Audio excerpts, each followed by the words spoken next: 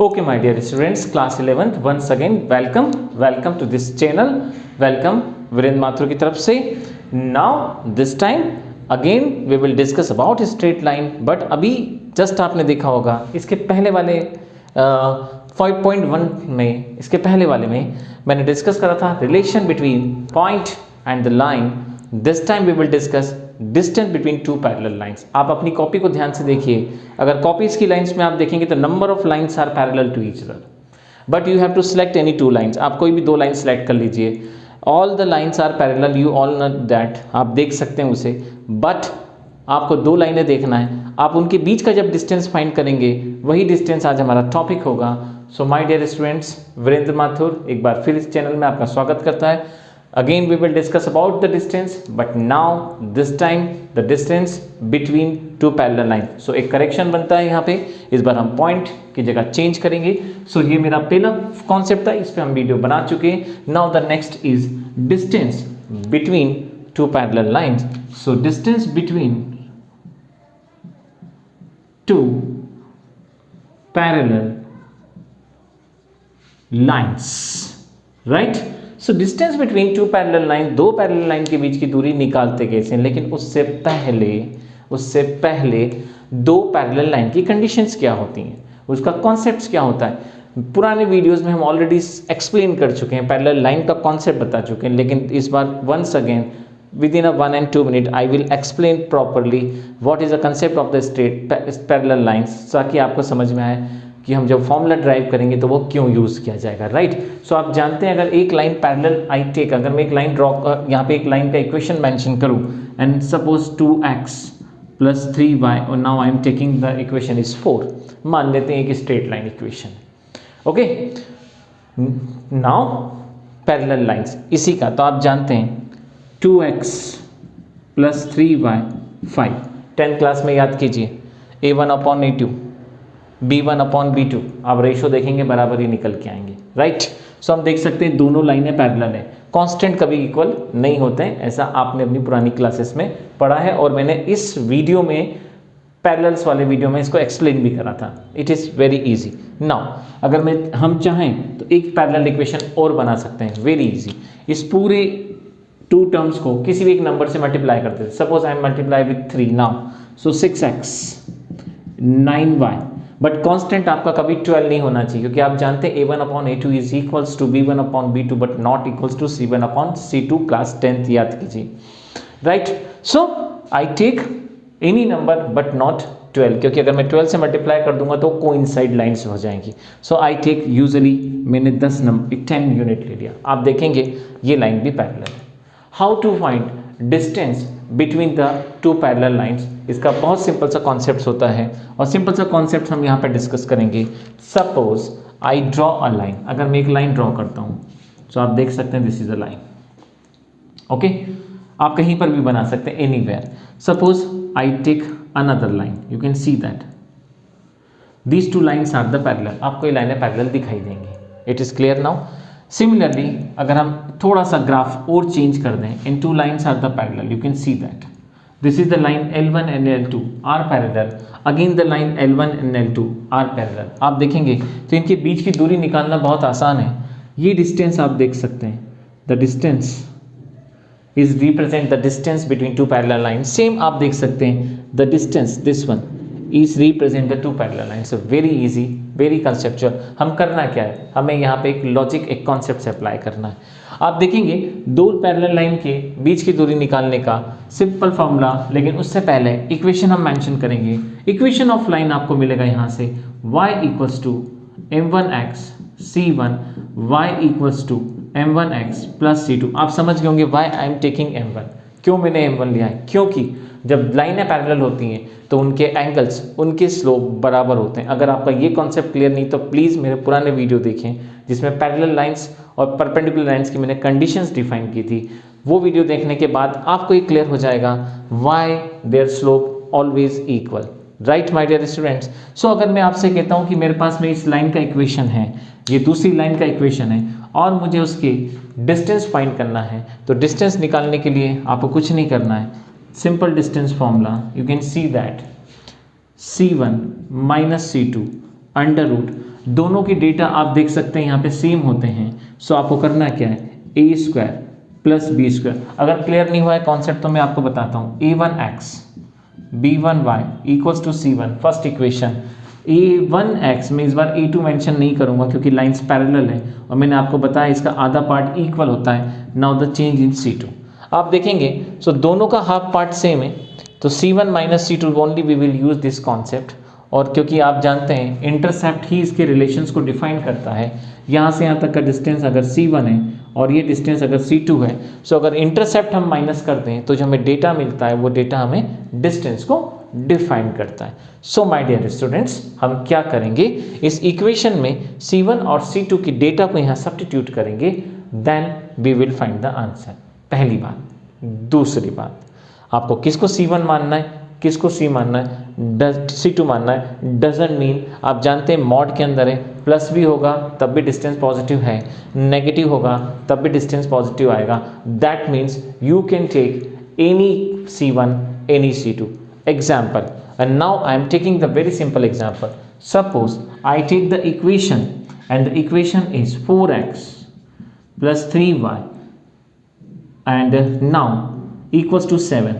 That means equals to 7 का मतलब क्या है, आप इसको अंदर ले जाएंगे तो ये -7 हो जाएगा, राइट।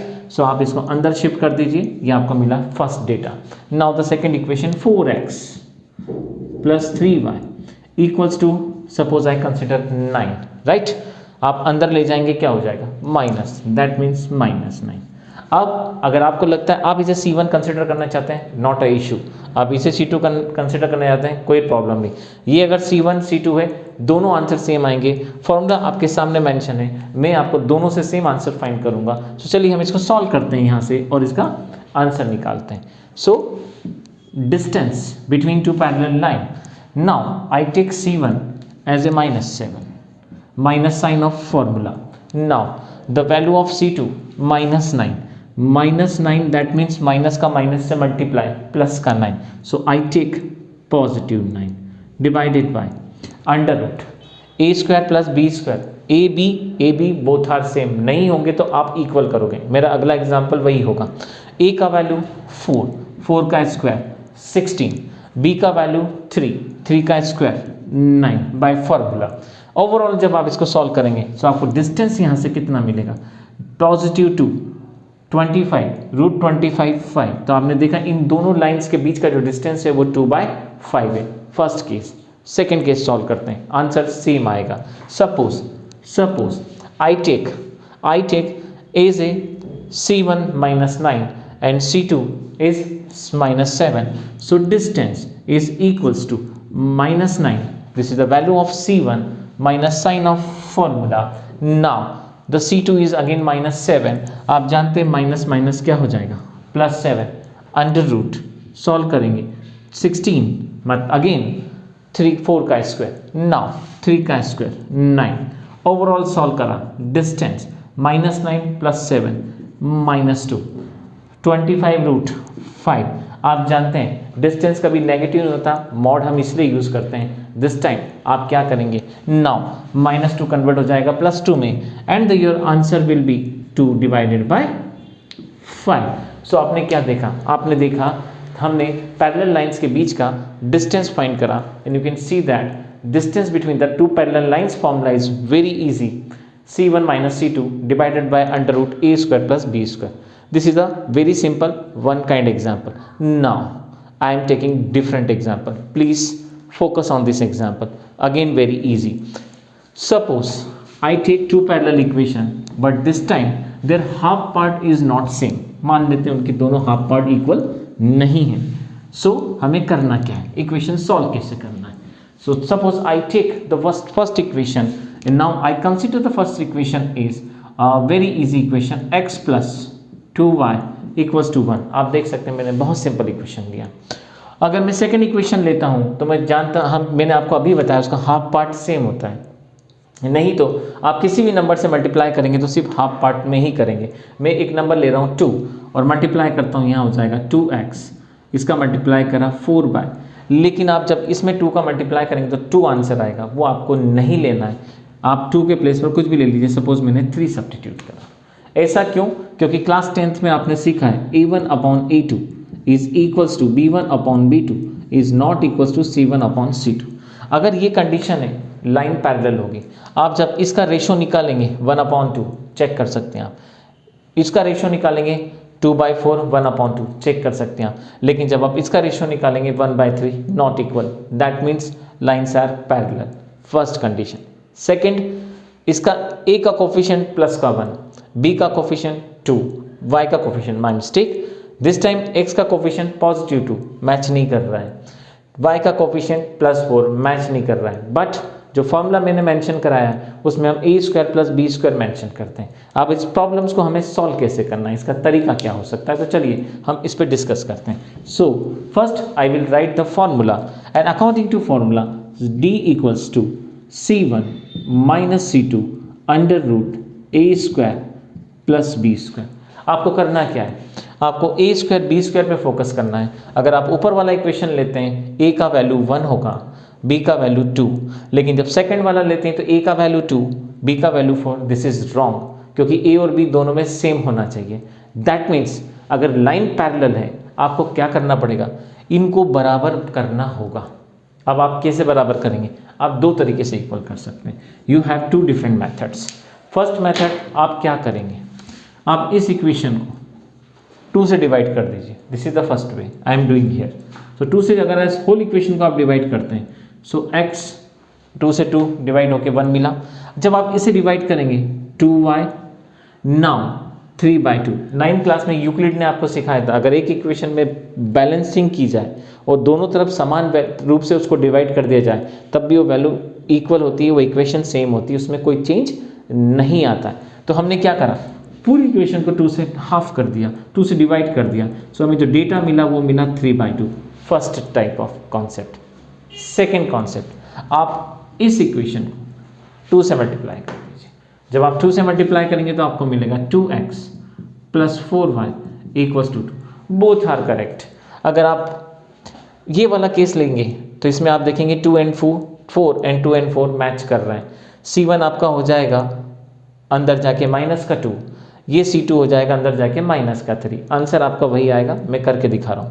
अगर आप सेकंड केस लेके चलते हैं जिसमें आप देखेंगे कि आपको क्या मिला, a और b का वैल्यू देखिए a और b के मैच कर गया, बट C1 का वैल्यू अंदर जाने पर -1, C2 का वैल्यू शिफ्ट करने पे -3/2। सो माय डियर स्टूडेंट्स, आप कुछ भी तरीका करें, आंसर में दोनों आपके सामने सेम ला के बताऊँगा। सो चलिए आपको करना क्या है, a² b² इस बार सेम करना है क्योंकि प्रॉब्लम ये दोनों बराबर नहीं थे।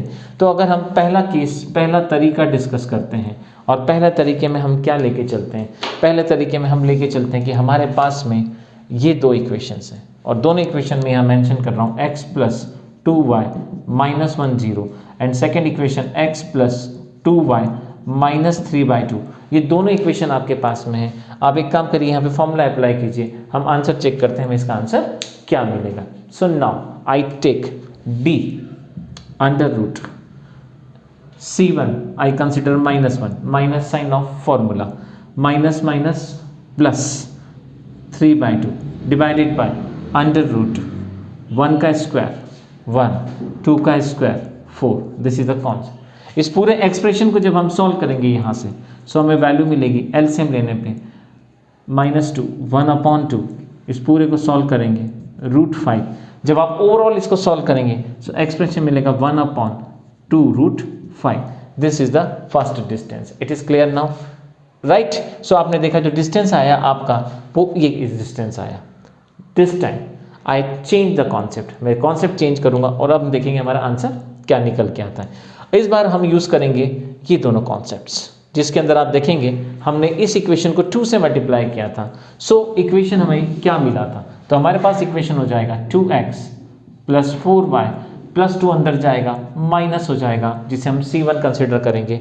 Now the second equation 2x + 4y -3 = 0, right. So आपने देखा यहाँ पे a और b के कारण हमें इतनी मेहनत करना पड़ी, लेकिन आप कुछ भी करें आंसर सेम आएगा। चेक करते हैं, आपने फॉर्मूला अप्लाई करा, डिस्टेंस C1 आपको मिला -2, माइनस साइन ऑफ फॉर्मूला वो हो जाएगा प्लस, क्योंकि ये -3 है, माइनस प्लस +3।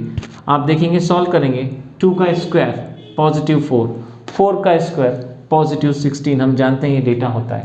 आप सॉल्व करेंगे यहाँ से तो आपको मिलेगा D -2 + 3 +1, 4 + 16 20। और आप जानते हैं √20 कभी डायरेक्ट सॉल्व नहीं होता है, इसका मतलब आप इसको बाहर निकाल सकते हैं, लेकिन 20 को लिखने का तरीका D = 1/4 × 5, राइट। जैसे ही आप 4 को बाहर निकालेंगे फाइनल आंसर आपको क्या मिलेगा, 1/2√5। So now you can see that this is the concept of the distance, both the distance 1/√5, both the distance 1/√5, and this is the relation between two lines are the parallel. The simple formula C1 - C2 √a² + b²। my request a और b दोनों में same होना चाहिए, नहीं होगा तो आपको इसे करना पड़ेगा। सो आपने देखा हमने दो पैरेलल लाइन के बीच जो डिस्टेंस फाइंड करा वो हमने इस तरह से करा। Now the another exam, very interesting, very interesting example. आपको फाइंड करना है area of square. You have to find the area of a square, and now the condition is given that two sides parallel sides of the equation. So देखिए आपके पास एक square है और square we all know that this is the square, all the sides length are equal, we all know that। और अगर हमें बोला जाए एरिया ऑफ स्क्वायर अगर हमें फाइंड करना हो तो होता है साइड का स्क्वायर। दैट मीन्स अगर हमें साइड की लेंथ मिल जाए तो हम इसका एरिया फाइंड कर सकते हैं।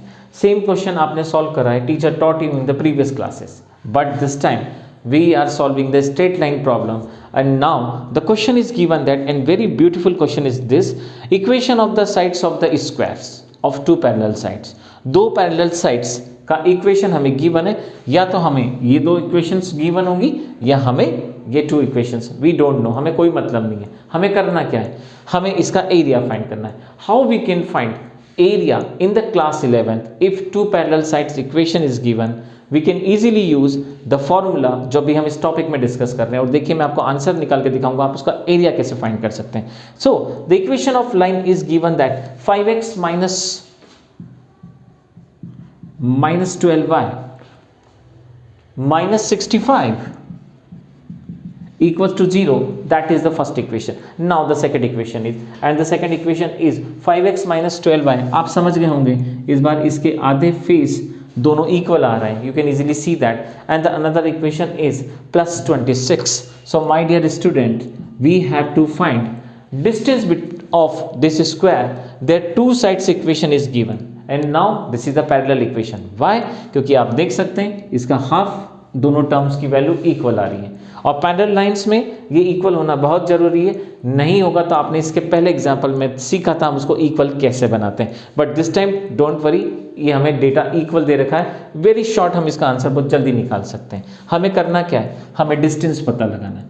अगर इन दो लाइन के बीच का डिस्टेंस पता पड़ गया तो इस डिस्टेंस की जो वैल्यू होगी वही इस लेंथ की भी वैल्यू होगी, और इसी सभी लेंथ की वैल्यू इसके डिस्टेंस के बराबर होगी। आई रिपीट अगेन, जब आप डिस्टेंस फाइंड करेंगे तो इन टू लाइंस के बीच का डिस्टेंस इसकी लेंथ के इक्वल ही होगा। यू कैन सी दैट, क्योंकि हमेशा डिस्टेंस परपेंडिकुलर ही होती है।